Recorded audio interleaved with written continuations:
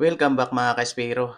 At ngayong araw ay bibiyahe na naman kami ni Remarks kung Indonesian saan Sprite. ay mahigit isang oras na naman yung biyahe namin papunta sa spot.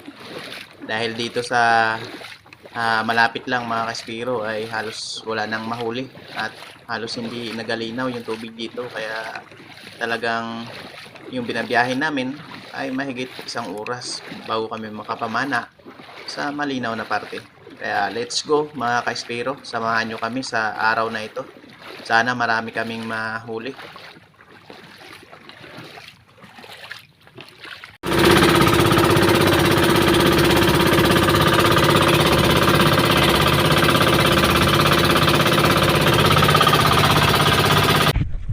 Action guys, dito na kami sa spot.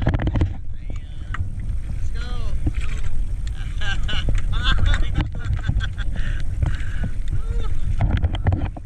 Makarami guys.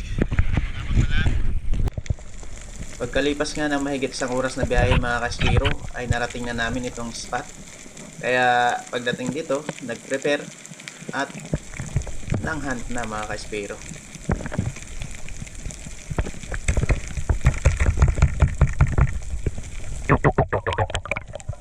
At dito nga mga ka-Spiro, pagkatapos ng warm up natin ay nag-ambush kaagad tayo dito sa parting may mga midnight snapper dito.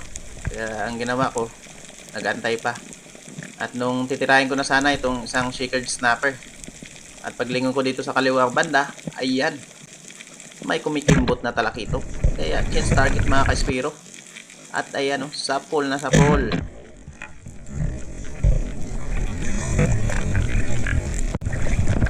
Ayos ang binamano mga ka-Spiro.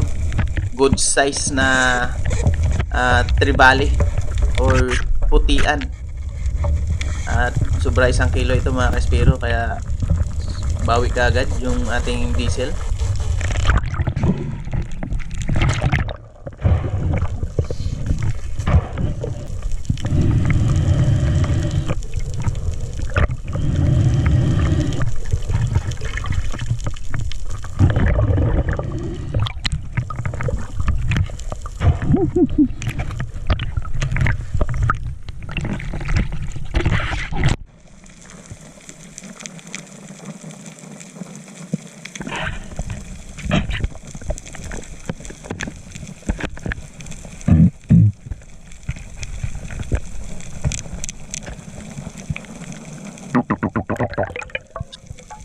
At another ambush mga ka-Spiro. Dito habang nag-aantay tayo sa ilalim, ay may isang green jobfish or malaguno na lumapit sa atin mga ka-Spiro. Kaya target lock. Ayan lumapit pa talaga mga ka-Spiro, kaya nagkaroon tayo ng pagkakataon na tirahin siya. Kaso nga lang, merong hindi magandang nangyari dahil nakawala yan mga ka-Spiro. Sayang naman, dagdag na sana doon sa nauna nating huli mga ka-Spiro. Malaking bagay na sana yan.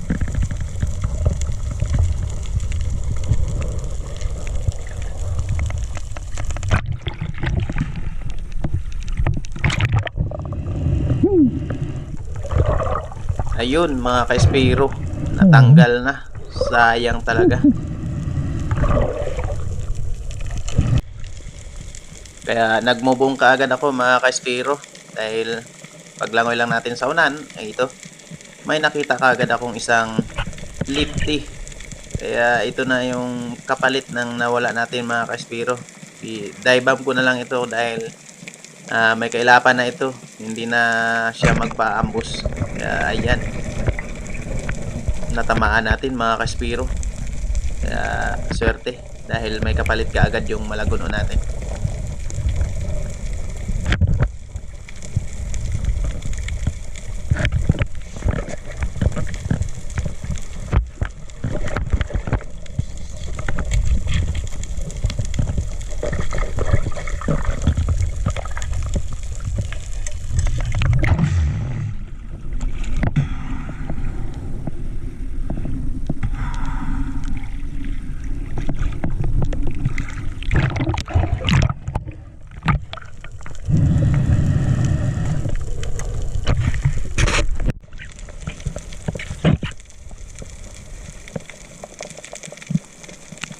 At pagkatapos nga mga ka-espiro na secure na natin yung napana nating lifte, ay nagpahinga tayo ng ilang minuto at pagkatapos nag-drop naman tayo dito sa unahan dahil may nakita tayong Big Eye Emperor. Kaya ang ginawa ko dito, inambus ko mga ka-espiro dahil yung isdang ito ay napakailap talaga at pangbihira lang ito mahuli ng mga espiro dahil nga napakatalino at napakabilis din ng isda na ito. Kaya ito, tumago ako dito sa gabundok-bundok na corals para hindi tayo mahalata. Kaya nung nagkaroon ako ng pagkakataon na tirahin siya, ayun, nakuha natin yan mga ka-espiro.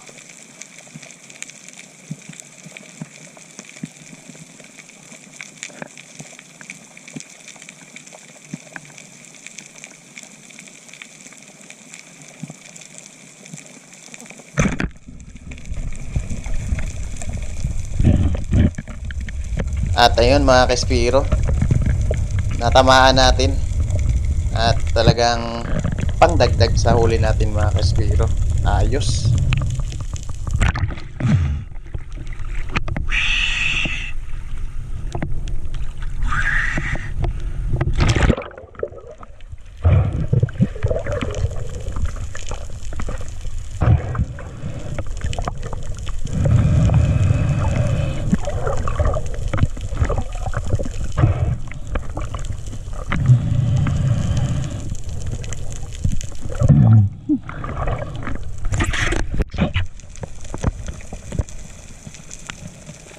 At yun, habang nag-snorkel tayo sa taas mga ka-espiro, naghahanap tayo ng isda, ay may namataan tayong isang malaguno dito.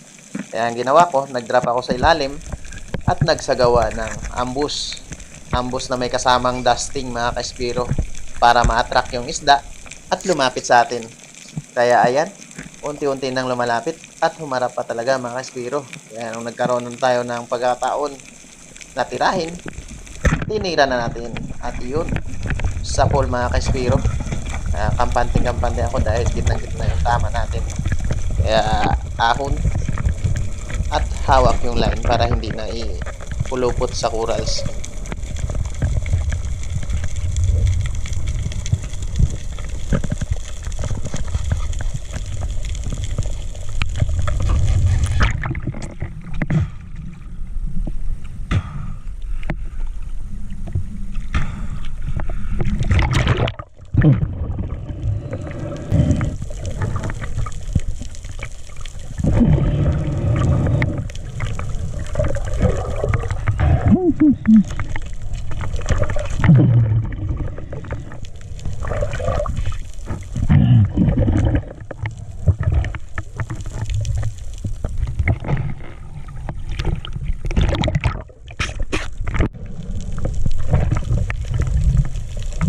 At yun mga ka-espiro, may nakita tayo dito isang lapu-lapu. Kaya dinaibam natin ito. Nagbabaka sakali na makuha natin. Pero ito yung nangyari mga ka-espiro.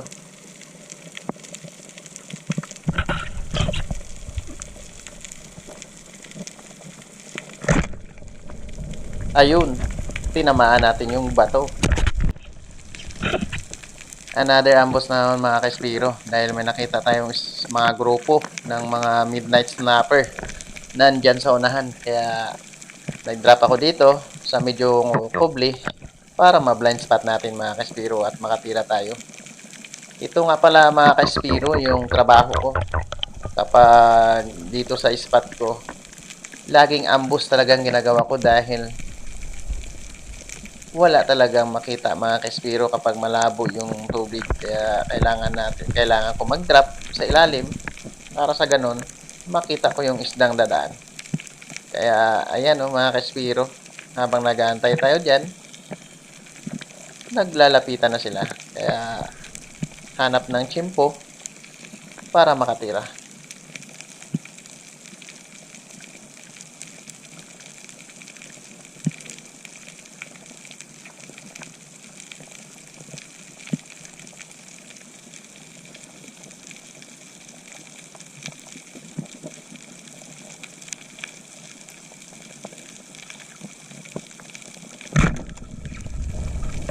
At yun, natamaan natin mga ka-espiro Ang ganda ng patama natin na spine shot kaya hindi na gumagalaw.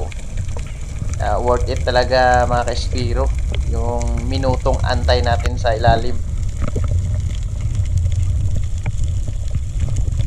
At sa mga hindi nakakaalam, itong Midnight Snapper mga ka-Espiro, sobrang taba ng isdang ito at napakasarap itong ihawin tapos sigangin dahil yung bili niyan mga ka-Espiro sobrang taba.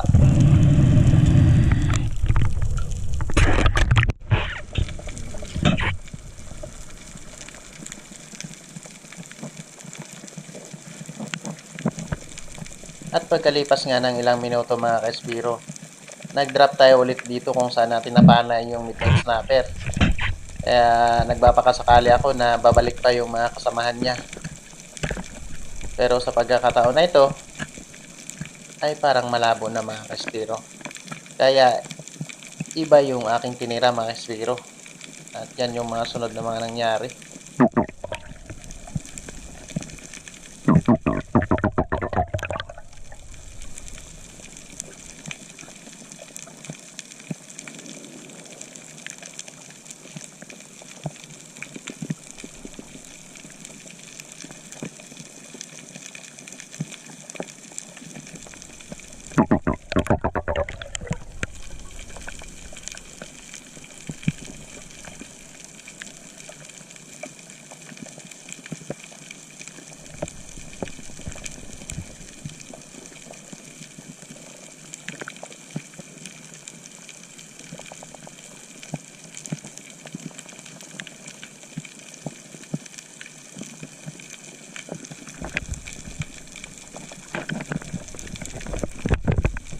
Dahil walang lumapit na Midnight Snapper mga ka-Espiro, dito sa kaliwa ko may tumitingin sa atin na lapo, kaya yun yung pinuntari ako at tinira mga ka-Espiro. At yun, successful naman yung pagtira natin. Good size na ito, pangdagdag sa ating huli, kaya okay na.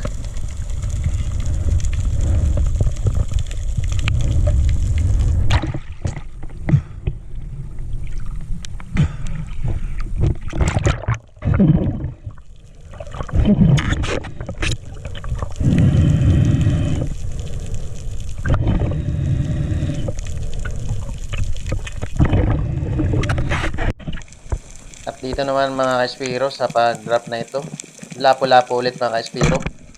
Ayun, sa pool mga ka-Espiro, na stone shot, double stone shot yan mga ka-Espiro. Dahil na stone shot natin yung isda, pati yung bato tinamaan mga ka-Espiro. Ayan o, umusok na lang mga ka-Espiro.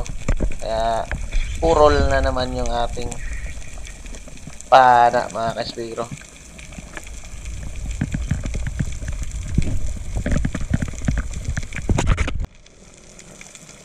At dito naman mga ka-Espiro, habang naglalangoy ako, ay may namataan ako ditong isang lapo-lapo. Kaya hindi na natin pinalagpas ito dahil good size naman. At ito nga ay nagtago-taguan muna kami dito bago ko siya tuluyang napana. Gusto pa sanang pumasok sa bato. Kaso nga lang, mabilis pa yung bala natin sa kanya. Kaya ayun, sa pool mga ka-Espiro. Kinuha ko na ito mga ka-Espiro dahil baka kunin pa ng mga nag-illegal dito. Sobrang daming nag-illegal dito sa spot na ito mga ka-Espiro. Nakakapanlumo lang dahil okay lang sana na kung pana-pana lang. Ang problema ay nilalaso nila. Kaya damay ang lahat kasama ang corals mga ka-Espiro. Grabe talaga yung mga illegal. Iwan ko ba bakit hindi nagkaka-roving dito everyday. Sana naman mga nasa gobyerno, maritime sa bantay dagat, mag-roving naman kayo. At kawawa na talaga yung ating mga kabahurahan sa area na to.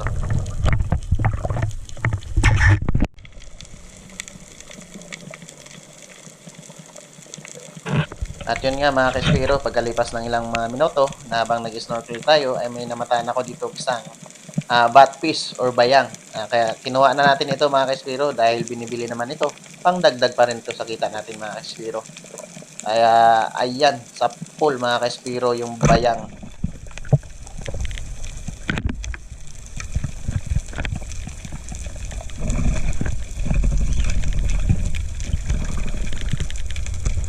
At dito mga ka-Espiro, kung napapansin nyo,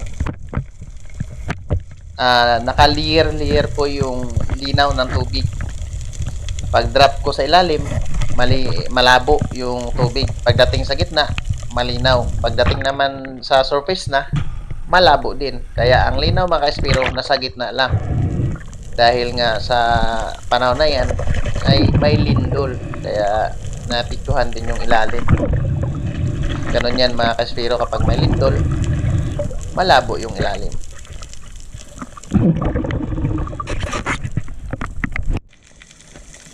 At dito mga ka-Espiro, habang nag-ambos tayo dito, ayan, nilapitan tayo ng isang bayang or batfish. Kaya, dalawa na yung batfish natin mga ka-Espiro. Ayos.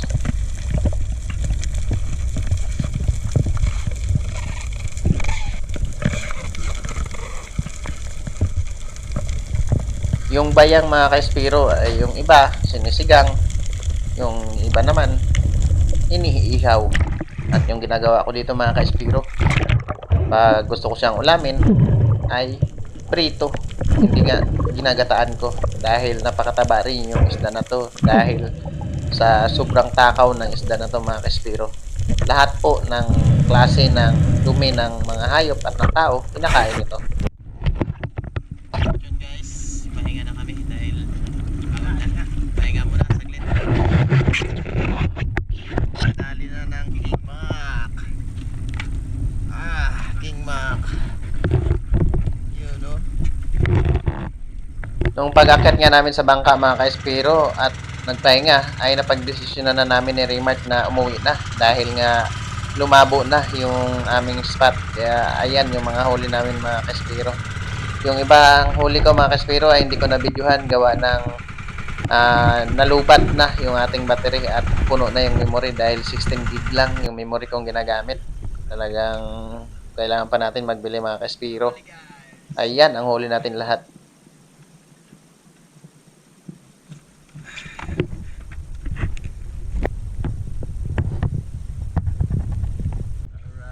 At ito nga yung napana ni Remart na King Mac at bagong record niya dahil mas malaki sa mga nauna niyang napana. Si Remart pala ay kuya ni Melfred Quirino. Silang dalawa yan ang lagi kong kaday buddy simula nung naumana ako ng araw. Sila na talagang dalawa yung kaday buddy ko. Kaya maraming salamat sa dalawang magkakapatid. Mapagod na mag-dive, mapagod pa maglakad. Malayo kasi guys yung ibasan dito sa amin kaya pagod. At maraming salamat pala sa inyo lahat mga ka-Espiro, sa mga viewers, followers, and subscribers ko dito sa YouTube. Sa gusto po magpa-shoutout, comment lang kayo dyan sa baba para po ma-shoutout kayo sa next upload ko. Maraming salamat sa inyo and God bless us all.